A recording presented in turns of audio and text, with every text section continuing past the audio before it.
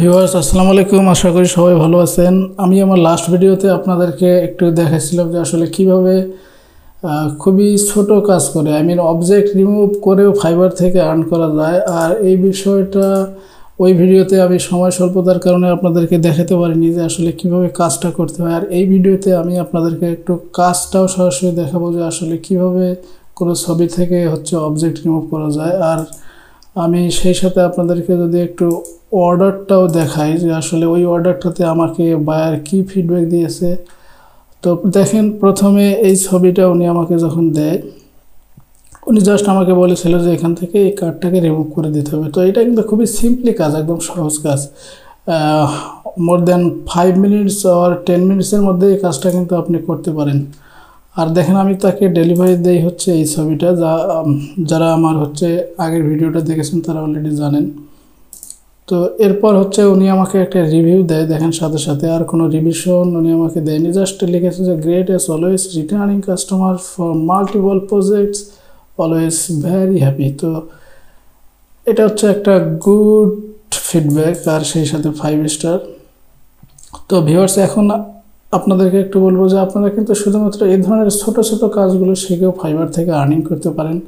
ফাইবারে যেমনি বড় কাজ আছে তেমনি কিন্তু ছোট ছোট কাজের সংখ্যাও কম নয়, যা আমি আমার আগের ভিডিওতেও আপনাদেরকে বলেছি। তো এখন আমি সরাসরি আপনাদেরকে একটু ফটোশপে নিয়ে যেতে চাই। আর তার আগে একটু বলি ভিউয়ার্স, আপনাদের জন্য আমি আরও 3টি রেফারেন্স ফটো এখানে নিয়ে আসছি। দেখেন, এটা ছিল আমার ওয়ার্ক ফটো, যে ছবিটা কাজ করে আমি $5 আর্ন করেছি। আর সেই সাথে এই 3টা ছবিও আপনাদের জন্য একটু আমি করে দেখাবো যে আসলে কিভাবে এই কাজগুলো করতে হয়। কারণ আপনাকে বিভিন্ন সময় বিভিন্ন ছবি দিতে পারে অবজেক্ট রিমুভ করার জন্য। আর আরেকটা বিষয়, আমি একটু দুঃখিত যে আমার গলার অবস্থা একটু খারাপ ঠান্ডা লাগার কারণে। সো আজকে জাস্ট আপনাদেরকে আমি এই ছবিটা একটু করে দেখাবো যে কিভাবে আসলে কোনো অবজেক্ট ছবি থেকে রিমুভ করতে হয়, বাকি সব কিছু ঠিক রেখে। অ্যান্ড দেন আমি আগামীকালকে ইনশাল্লাহ নেক্সট ভিডিওতে এই কাজটাও করে দেখাবো, কারণ গলার অবস্থা একটু খারাপ, যার কারণে এইটা আপনাদেরকে একটু ডিটেইলে দেখাতে গেলে আমার প্রায় 10-15 মিনিটের মতো লাগবে।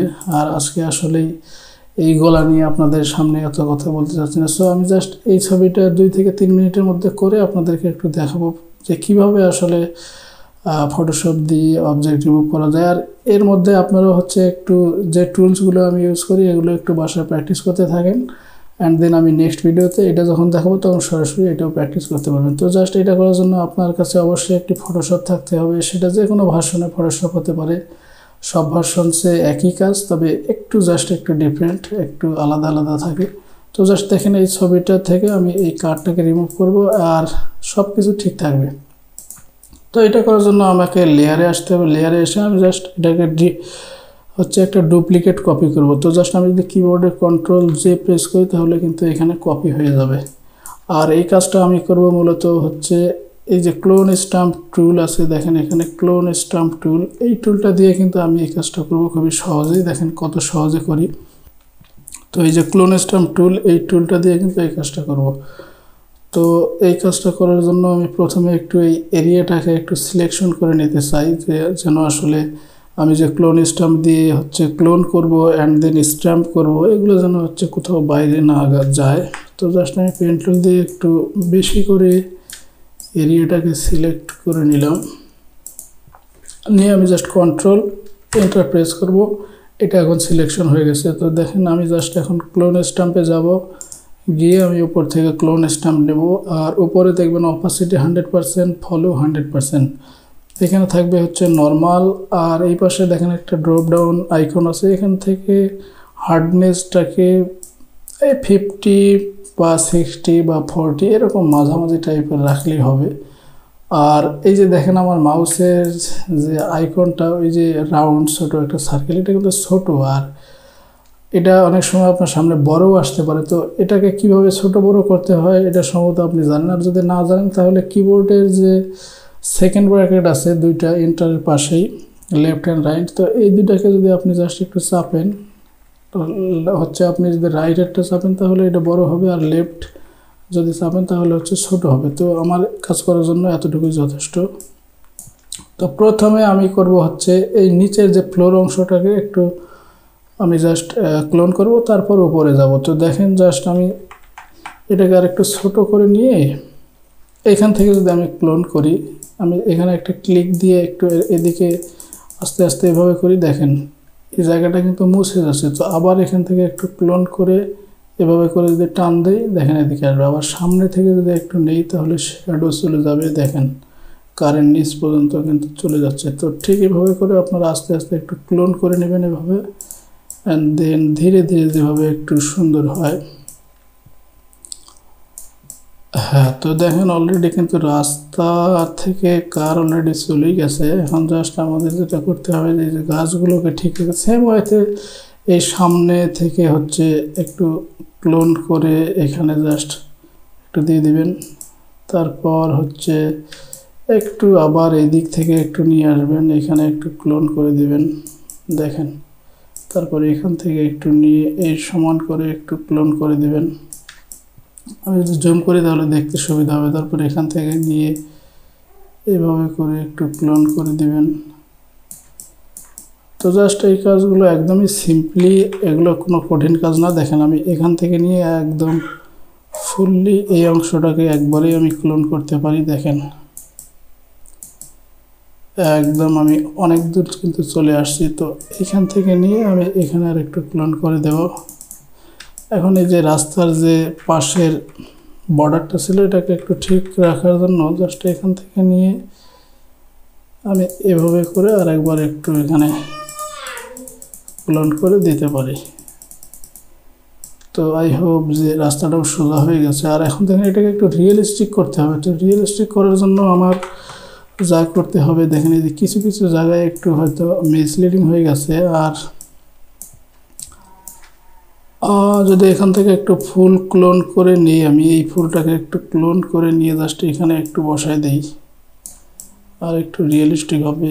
এইটাকে একটু নিয়ে যদি জাস্ট এইখানে একটু দিয়ে দেই, বা আপনারা ইচ্ছা মতো এগুলোকে একটু প্র্যাকটিস করবেন, দেখবেন হয়ে যাবে। এগুলো কোনো বিষয় না, আমি বারবারই বলি যে এই কাজগুলো অত্যন্ত সহজ। হ্যাঁ দেখেন, তো মোটামুটি আমার হয়ে গেছে। এখন দেখেন এই যে এখান থেকে কিন্তু এটা এখানেও চলে আসছে। তো জাস্ট এটাকে একটু মুছে দেন। আর এই রাস্তার মধ্যে দেখেন কিছু হচ্ছে বেশি অ্যাক্সেসরিজ মতো আর কি, অ্যাশ বা যাই বলেন না কেন, এগুলো একটু জাস্ট হালকা রিয়েলিস্টিক করে নেবেন। তো এভাবে যদি আপনি কাজটা বাইরকে দেন, সে কিন্তু 100% নেবে। তো দেখেন ভিউয়ার্স, এই ছবিটা একটু পরে আপনি যাকে দেখাবেন বা আপনি যদি নিজেও দেখেন বুঝতে পারবেন না যে এখানে হয়তো কিছু ছিল আদৌ যা হচ্ছে এডিট করা আছে। এটা যদি কাউকে আপনি দেখেন তাহলে সে কিন্তু বুঝতে পারবে না যে আসলে এখানে কি এডিটটা করা হয়েছে। তো দেখেন খুবই সিম্পলি কাজ করে কিন্তু আপনারা হচ্ছে প্রতিদিন ফাইবার থেকে $10 থেকে $50 আর্ন করতে পারেন। তো এই বিষয়গুলো আসলে সহজ, জাস্ট একটু প্র্যাকটিসের ব্যাপার। বাসায় যদি একটু ধীরে ধীরে, যেমন আজকে আমি আপনাদেরকে এই ক্লোন স্ট্যাম্প টুলটা দেখালাম, এটাই যদি একটু জাস্ট আধা ঘন্টা বা 1 ঘন্টা প্র্যাকটিস করেন তাহলে কিন্তু আপনি যা ক্লোন করতে চাইবেন তাই ক্লোন হবে। সাপোজ ধরেন যদি এই উইন্ডোটাকে আপনি ক্লোন করে এখানে বসাবেন, তাও কিন্তু আপনি করতে পারেন। দেখেন জাস্ট এখানে এটাকে ক্লোন করবেন অ্যান্ড দেন আপনি এইটাকে জাস্ট এখানে রাখবেন। আপনি জাস্ট একটা ক্লিক দেন, 2টা ক্লিক দেন, দেখেন সেম টু সেম। আপনি বুঝতে পারবেন না যে আসলে এখানে এটা ছিল না। তো এই হচ্ছে বিষয়। আবার যদি আপনি চান যে এইখান থেকে হচ্ছে এই যে সাদা যে অংশটাকে এটাও আপনি রাখবেন না, তো দেখেন এখান থেকে ক্লোন করবেন অ্যান্ড দেন হচ্ছে মুছে দেবেন। দেখেন একদম চকচকা ওয়াল কিন্তু আমি করে ফেললাম। তো এই হচ্ছে বিষয়। আসলে ফটোশপের কাজগুলো এরকমই, একটু মোছামুছি করা, একটু হচ্ছে কপি পেস্ট, একটু এইখানে একটা ওইখানে নিয়ে, এগুলোই আসলে। এই কাজগুলো করেও কিন্তু আপনারা ভালো আর্নিং করতে পারেন। তো thank you so much viewers আমার সাথে থাকার জন্য। আর আই হোপ যে ওই দিন শর্ট টাইম আপনাদের সাথে আবার আমার দেখা হবে নেক্সট কোনো ভিডিওতে। তো thank you so much viewers আমার সাথে থাকার জন্য।